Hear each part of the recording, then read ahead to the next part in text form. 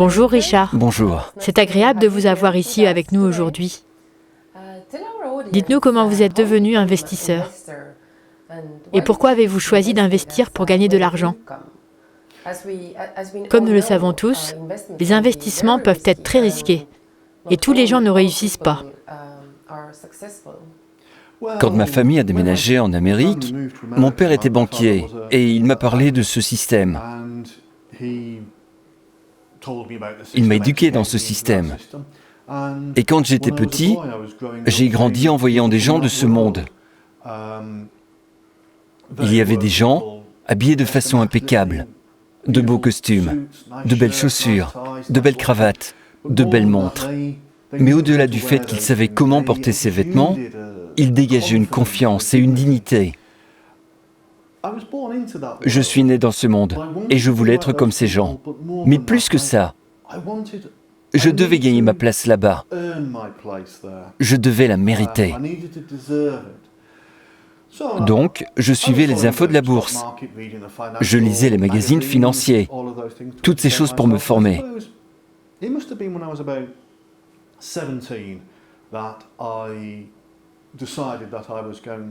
Je pense que c'est vers 17 ans que j'ai décidé de rassembler des capitaux et de commencer à investir. Vous savez, quand j'étais jeune, je voulais que ma première mise soit de l'argent que j'ai gagné. J'ai donc fait toutes sortes de métiers. Aide-serveur, je vendais des billets pour le cirque, je livrais des pizzas, tous ces métiers que font les jeunes. Et j'ai rassemblé environ 4 000 $, ce qui à l'époque, vous savez, ce n'était pas une fortune, mais c'était une somme importante, et je l'ai investie. Et grâce à cet investissement, j'ai pu payer mes études universitaires. J'ai suivi les conseils de mon père en matière d'investissement. Mais il ne m'a pas dit « achète ces actions-ci ou achète ces actions-là ». Ce n'est pas ce qu'il m'a dit. C'était la méthodologie. Et vous vous demandez quel est le risque. Un investisseur n'est pas un joueur. Un investisseur étudie méticuleusement. Il élimine le risque autant que possible.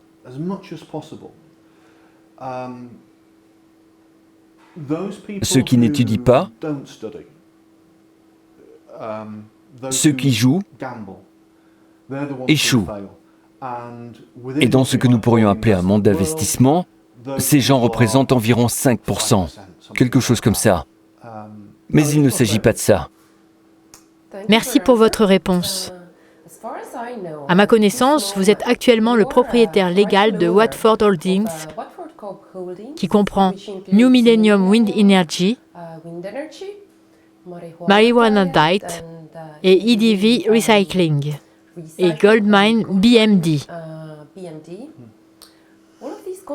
Toutes ces entreprises sont actives dans des secteurs économiques très différents, également dans des pays différents.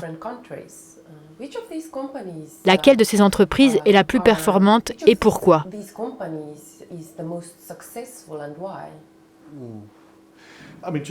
Je ne pourrais pas dire tout de suite que j'en ai une favorite. Ce n'est pas ça. Et comme vous l'avez dit, elles opèrent dans différents pays, différents systèmes.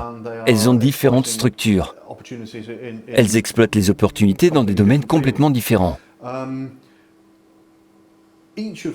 Chacune de ces 4 entreprises, pour la prochaine décennie, les 12 prochaines années également, ce que je pourrais dire à moyen terme est qu'elles envisagent des possibilités presque illimitées d'augmenter leurs revenus.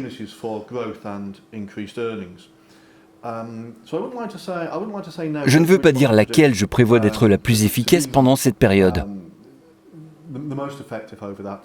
Il faudrait chercher. Vous devez revenir me voir dans 10 ans peut-être, et alors on en saura plus. Envisagez-vous actuellement les nouvelles orientations et quels sont vos projets concernant la holding elle-même? Eh bien, je rencontre tout le temps des gens qui proposent des projets. Et je suis tout le temps à la recherche d'investissements. Mais vous savez, il n'y a pas si longtemps, Kickstarter a permis aux personnes qui cherchaient des investissements pour des startups de rendre l'ensemble du processus beaucoup plus facile. Mais nous ne cherchons pas à créer ou à trouver des startups. Ce que nous recherchons, ce sont des personnes qui ont fait leurs preuves, des capacités éprouvées et des opportunités existantes que personne d'autre n'exploite déjà, mais qui ont juste besoin de cet investissement. Un bon exemple est New Millennium Wind Energy. Ils sont venus nous voir avec ce qu'ils appellent la toute première turbine. Il s'agit d'un type particulier de turbine qui peut exploiter une nouvelle opportunité, car elle peut être déployée presque partout, notamment en milieu urbain. C'est donc un très bon projet, car, comme vous le savez, en matière de production d'électricité,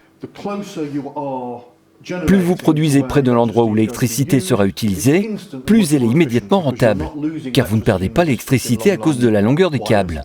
C'est donc une sorte de modèle. Il y a quelques jours, j'ai rencontré quelqu'un qui a une activité très intéressante dans le domaine de l'intelligence artificielle. Mais je pense qu'il faut attendre un peu avant que je puisse dire quelque chose de précis à ce sujet. Vous devrez revenir dans quelques temps pour que nous puissions avoir des nouvelles sur ce sujet. Parlez-nous de New Millennium Wind Energy. Bien. Ça devait être en 2013. Oui, c'était en 2013. J'ai rencontré Drew Tucker. Et Drew Tucker était un gars discret. Je sais que c'était ce jour-là, car la raison pour laquelle je l'ai rencontré était qu'il dirigeait un grand projet qu'il cherchait à réaliser au Kansas. Et à cette époque, l'État avait retiré ses subventions et son soutien à l'énergie éolienne, aux énergies renouvelables et aux sources d'énergie alternatives. Il cherchait donc un investisseur conventionnel pour lui permettre de mener à bien ce projet. Il avait un bon projet. Et Drew Tucker, c'est un grand ingénieur. C'est l'un des plus grands du monde. Il dirigeait le projet de fusée spatiale Atlas et les bombardiers B-2. Mais ça, c'est sa sphère d'excellence. C'est un ingénieur. Ce n'est pas un grand chef d'entreprise. Donc, ce que nous avons pu faire lorsque nous avons investi dans son entreprise, c'est apporter une équipe. Lui donner une équipe de managers compétents et expérimentés. Et maintenant, c'est Calvin Cooper qui dirige cette équipe. Et il a énormément contribué à ce succès. La croissance a été formidable. Nous ne vendons plus. Ce qu'ils font maintenant, c'est un projet beaucoup plus important d'installation de grandes centrales électriques dans le monde entier. Pas seulement au Kansas, mais dans le monde entier.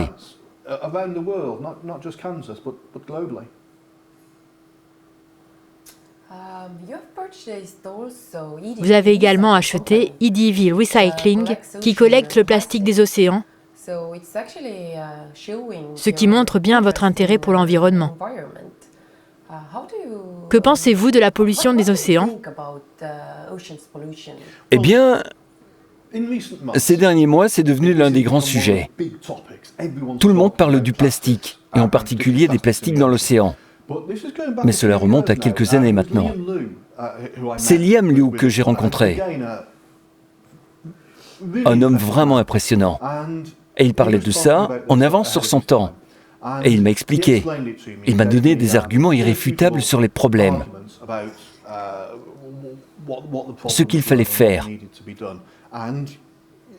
Et nous devions être impliqués. Le fait est qu'avec le plastique, nous déversons des milliers de tonnes. Des centaines de milliers de tonnes de plastique dans l'océan chaque jour. Et il s'accumule dans l'océan. Et ce n'est pas seulement le cas de la tortue avec un sac en plastique sur elle. Ces choses se transforment en petites particules qui polluent et empoisonnent toutes les créatures qui vivent dans la mer. Les poissons, les oiseaux. Dans l'Antarctique, il y a des phoques qui produisent un lait toxique pour leurs petits. Nous devons donc faire quelque chose. Liam Liu a mis en place ces dernières années un certain nombre de points de collecte pour les plastiques polluants. Un exemple en Haïti, où ils ont pu employer littéralement des centaines de personnes localement dans ces points de collecte, en travaillant avec la banque de plastique et en gérant la coopération. Oui, c'est un gros employeur. Et cela montre que nous pouvons nous attaquer à ce problème. Pas seulement parce que ça doit être fait, mais parce qu'il y a beaucoup de choses à faire. Et cela peut être fait de manière rentable. C'est ce que ça a montré. Tous les hommes d'affaires ne partagent pas la même opinion. Beaucoup d'investisseurs pensent en fait que les problèmes écologiques et le réchauffement climatique sont trop exagérés. Et j'espère vraiment que la situation va changer dans les prochaines décennies. Oui, je suis d'accord avec vous. Et je pense que les choses sont en train de changer. Je peux comprendre que les gens pensent qu'il y a des exagérations, de l'hystérie et tout ça. Mais ces problèmes sont réels. Et ils sont énormes. Et c'est grave. Le monde des affaires. Donc, il n'y a pas tout le monde des affaires. Mais oui, quand même, ce genre de vision à court terme persiste. Et c'est une culture que nous devons changer. Ce que nous faisons, c'est une contribution minuscule. Tout le monde doit changer. Et je pense qu'ils le feront. Et c'est pourquoi ce domaine présente un tel potentiel de croissance. Pensez-vous que votre modèle économique est en concurrence avec les bourses? Oh non, non. Je ne serais pas naïf au point de dire qu'il est en concurrence avec les bourses aujourd'hui et que ça n'arrivera pas de sitôt. Mais nous avons attiré leur attention. Et il y a toujours un partenariat avec les courtiers.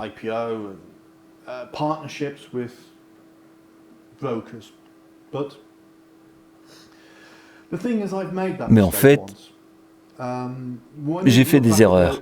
Si on regarde le crash de 2008, c'est presque comme si certaines personnes l'avaient oublié. Mais c'est une situation désastreuse pour beaucoup de gens. L'effondrement de Lehman Brothers et de Fannie Mae. De nombreuses banques dans le monde se sont effondrées ou étaient sur le point de s'effondrer. C'est une expérience horrible pour beaucoup de gens. Pour moi personnellement, j'ai presque perdu tous mes biens.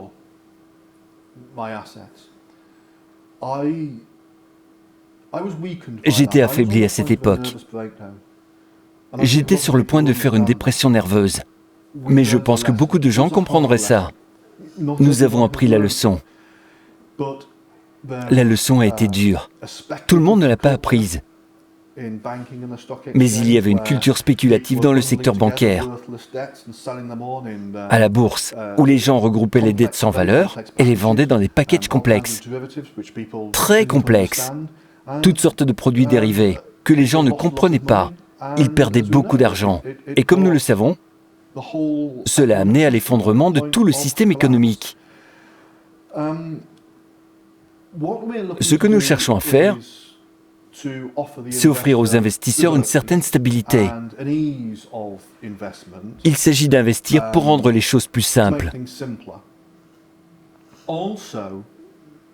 Il est également très important de démasquer toute une bande d'intermédiaires.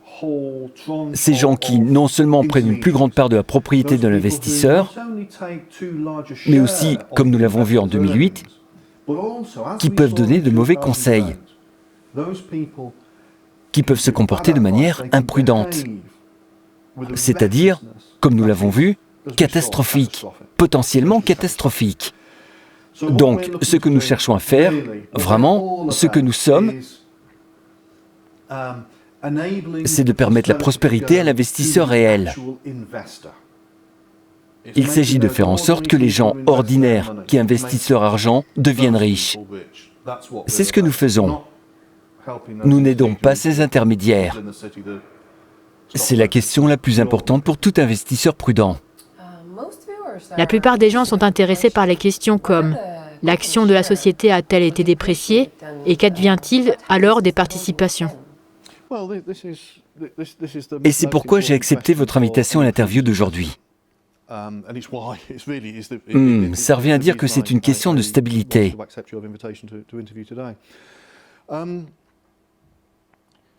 It comes back again to being about stability.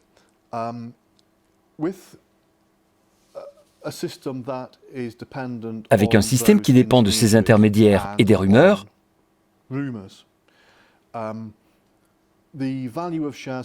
la valeur des actions peut fluctuer en fonction de la spéculation et non en fonction des performances réelles de l'entreprise.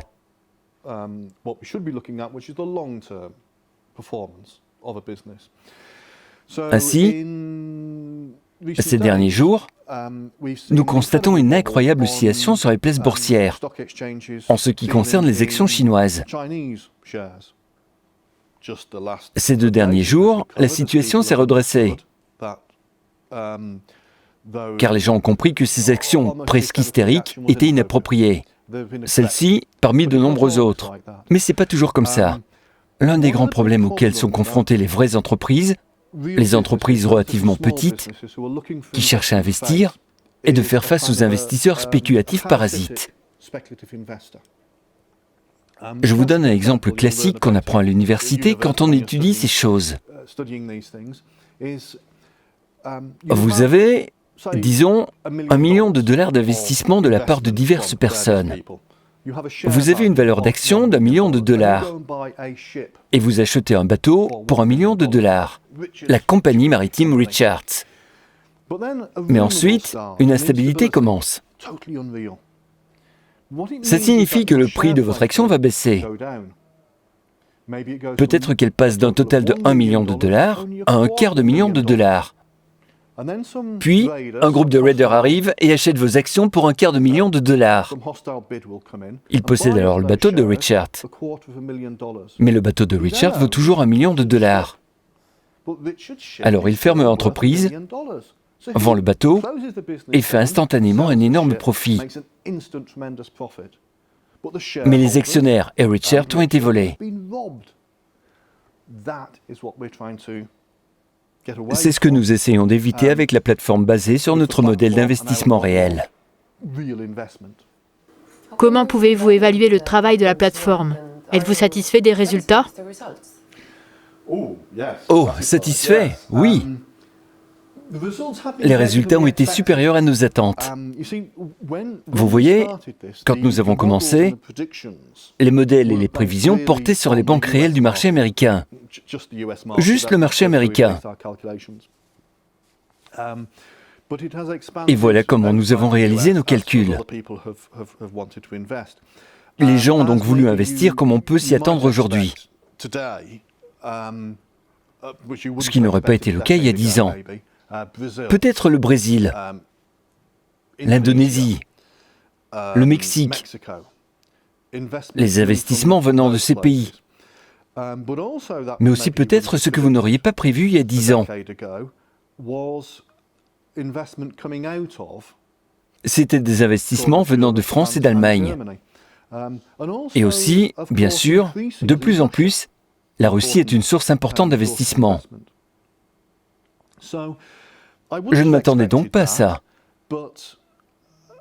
Mais bien sûr, maintenant que ça se produit, nous sommes flexibles, nous nous adaptons. Et l'Europe et l'Asie sont des zones de croissance importantes pour nous. Et nous essayons de mettre en place des bureaux régionaux. Nous avons mis en place tout récemment un bureau de représentation en Russie. Et j'espère que je le dis bien, dans une ville appelée Ulan-Ude. C'est la bonne façon de le dire? Ça me semble bon. Merci. Oui. Nous cherchons à étendre ce réseau en Europe et en Asie.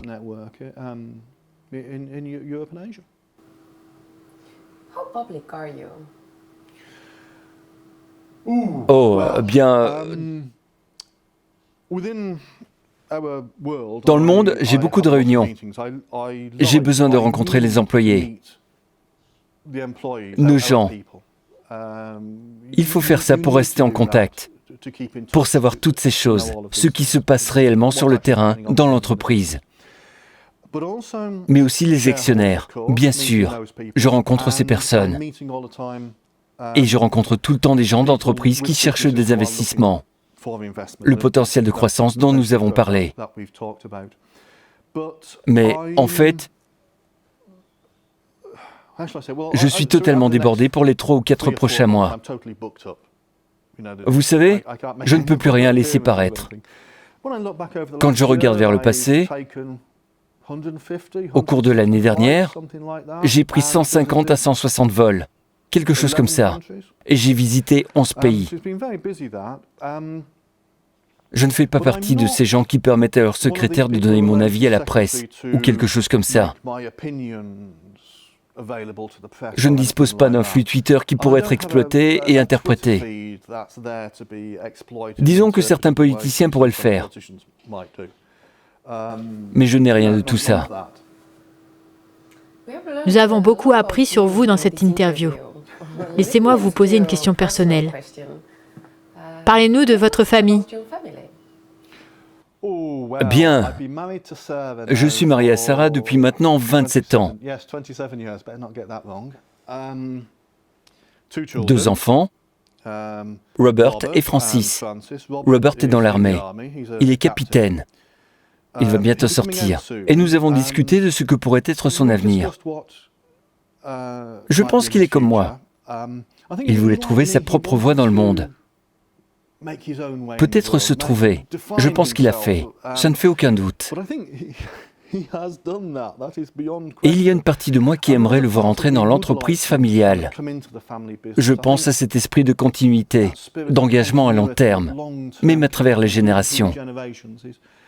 Peut-être que je vieillis. Francis, ma fille, elle étudie en doctorat. Elle est biologiste marine. Elle a peut-être une certaine influence sur moi. Je suis prêt à l'admettre.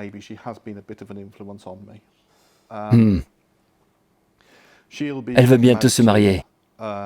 C'est une vraie fille à sa maman. Et cette bande est un peu contre moi.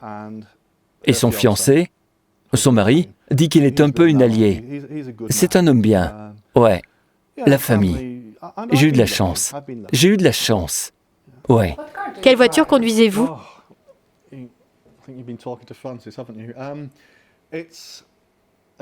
C'est une Cadillac Escalade de 2017. Elle a quelques années maintenant, mais je l'aime bien. Elle est pratique. C'est confortable. J'aime bien les choses qu'il y a dedans. J'en avais une avant. C'était comme les anciennes. C'était une hybride. Et celle-ci, elle a un moteur essence.